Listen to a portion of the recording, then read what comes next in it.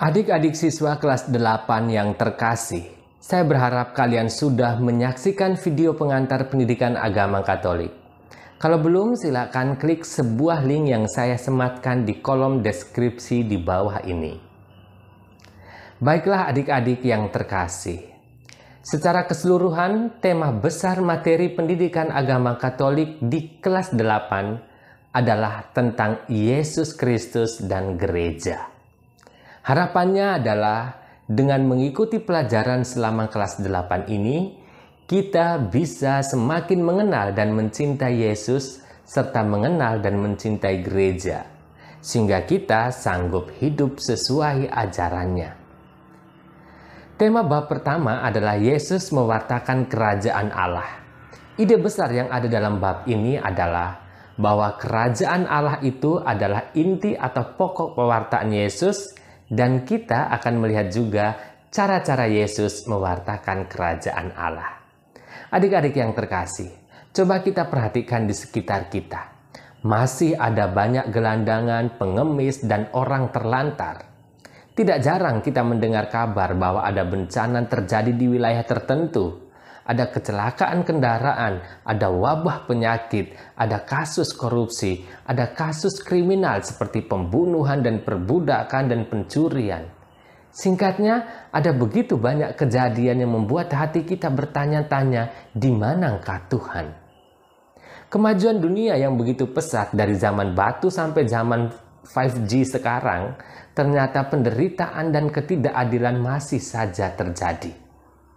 Adik-adik yang terkasih, sejak zaman Perjanjian Lama, penderitaan dan ketidakadilan itu juga sudah ada.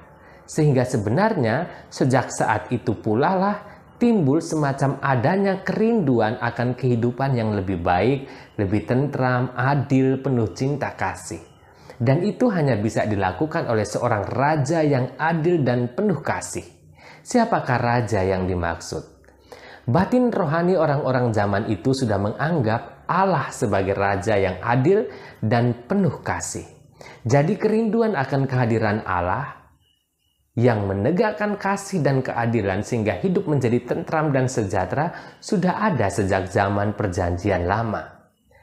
Namun dalam prakteknya mereka tidak setia pada raja dan nabi utusan Allah dan salah dalam memahami kerajaan Allah itu.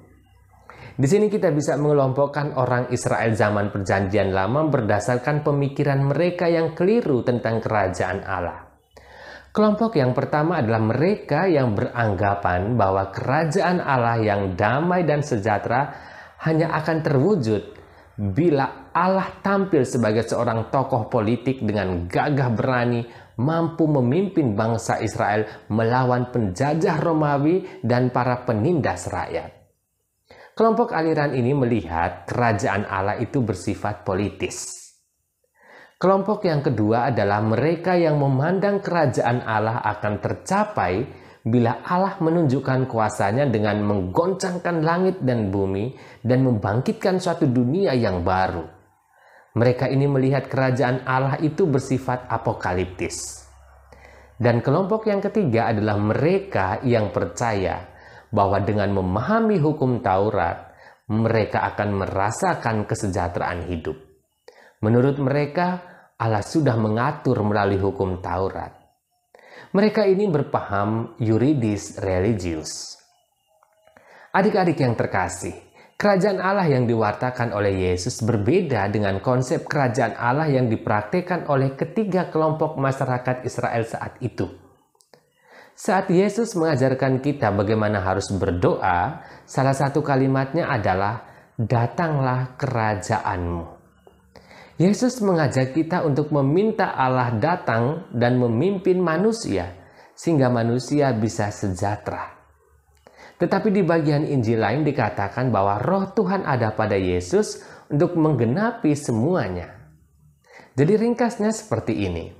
Kerajaan Allah itu sudah datang, sudah ada, sudah dimulai, tetapi belum sampai pada kesempurnaan.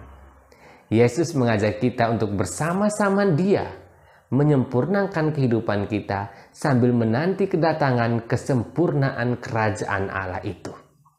Jangan lupa untuk terus mengandalkan Tuhan. Adik-adik yang terkasih, sebelum kita mengakhiri pertemuan kita ini, mari kita ulangi beberapa poin yang sudah kita bahas tadi.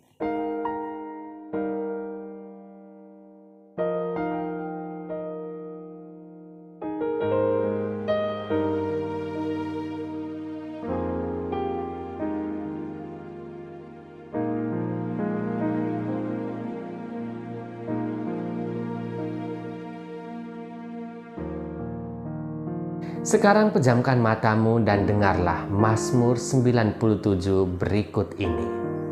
Tuhan adalah Raja, biarlah bumi bersorak-sorak, biarlah banyak pulau bersukacita. Awan dan kekelaman ada sekeliling Dia, keadilan dan hukum adalah tumpuan tahtanya. Api menjalar di hadapannya dan menghanguskan para lawannya sekeliling. Kilat-kilatnya menerangi dunia, bumi melihatnya dan gemetar. Gunung-gunung luluh seperti lilin di hadapan Tuhan seluruh bumi. Langit memberitakan keadilannya, dan segala bangsa melihat kemuliaannya. Semua orang yang beribadah kepada patung akan mendapat malu. Orang yang memegahkan diri karena berhala-berhala, segala Allah sujud menyembah kepadanya.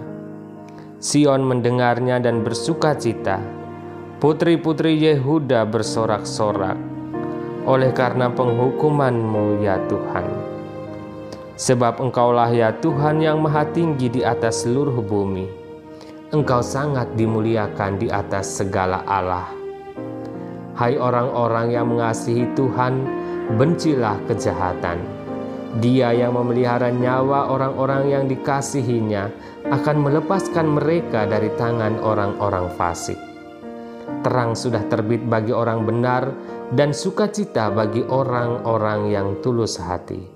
Bersukacitalah karena Tuhan, hai orang-orang benar, dan nyanyikanlah syukur bagi nama-Nya yang kudus. Kemuliaan kepada Bapa dan Putra dan Roh Kudus, seperti pada permulaan, sekarang, selalu, dan sepanjang segala abad. Amin. Adik-adik yang terkasih, sampai jumpa di pertemuan kita selanjutnya.